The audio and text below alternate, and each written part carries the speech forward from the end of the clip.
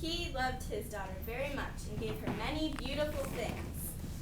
Still, he felt Cinderella should have a mother's care, so he married a woman with 2 young daughters who were just about Cinderella's age.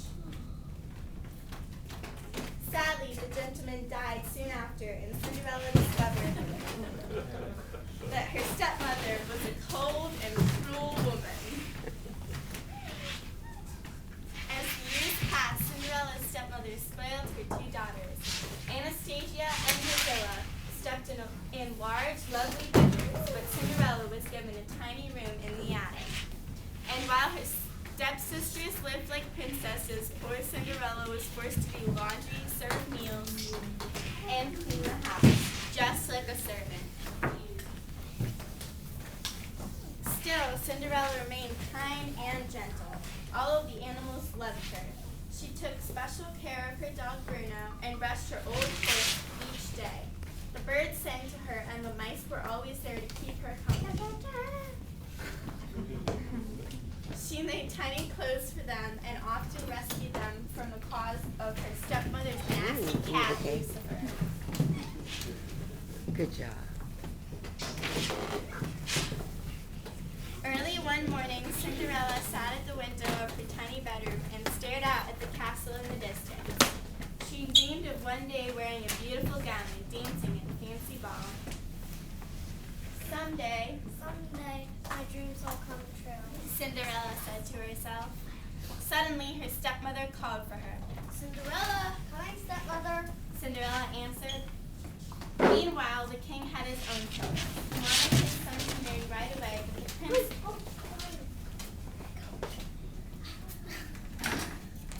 No. Meanwhile, the king had his own troubles. Oh. He wanted his son to marry right away, but the prince wanted to wait for the girl of his dreams. The king had an idea. He told the Grand Duke they would have a ball and invite all the young women in. The invitations were delivered that very day. This just arrived from the palace. Cinderella said as she took the invitation from the messenger and handed it to her stepmother. As their mother read the invitation aloud, Anastasia and Drusilla jumped with excitement. Cinderella asked if she could go too. Can I go too? You may go. Said her stepmother sternly. If you finish your chores and find something suitable to wear. Cinderella ran to her room and found an old ball gown. This might be a little old-fashioned enough, said She thought, looking at her packing book. But first she had chores to do. Cinderella started on them right away, working as quickly as she could. But as soon as she finished one task, she was given another. It was 8 o'clock at night when Cinderella completed the last chore. She dragged herself up to her room, tired and sad.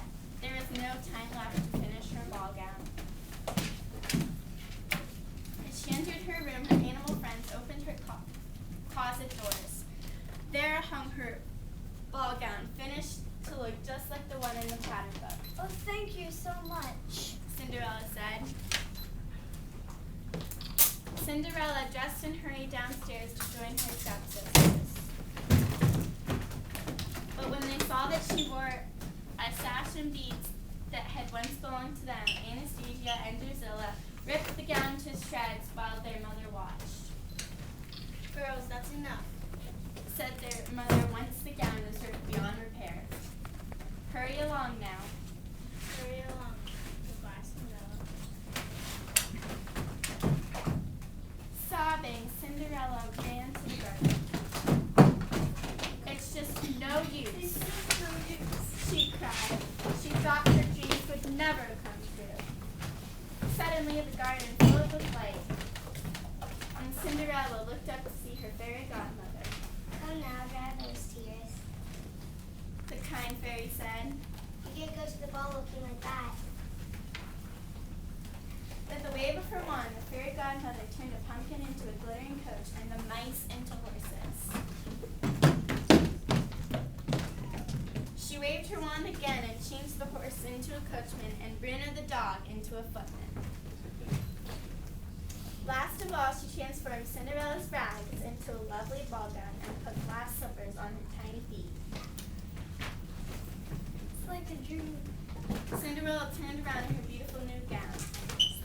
Yes, my child, you've only got until midnight, Yes, my child, you only got until midnight. cautioned her fairy godmother. At the stroke of 12, the spell will be broken and everything will be as before. Then Cinderella stepped into the coach and was whisked away to the ball. When Cinderella entered the ballroom, the prince rushed over and asked her to dance.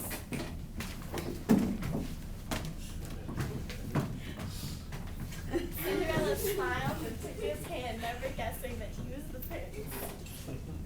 They danced all night, and anyone could see that they were falling in love. Who is she, mother? Asked Cinderella. She hadn't recognized Cinderella, and neither had her mother. Suddenly, the clock began to strike 12. Oh dear, it's midnight. I must sleep. Said Cinderella, breaking away from the prince. Wait, I don't even know your name. How will I find you? Called the prince, but Cinderella could hear the clock still striking and ran out of the ballroom. The Grand Duke ran after her. He knew the prince had finally found the girl he wanted to marry, and the king would be furious if she got away.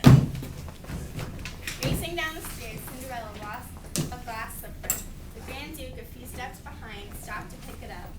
When he looked around a moment later, she was gone.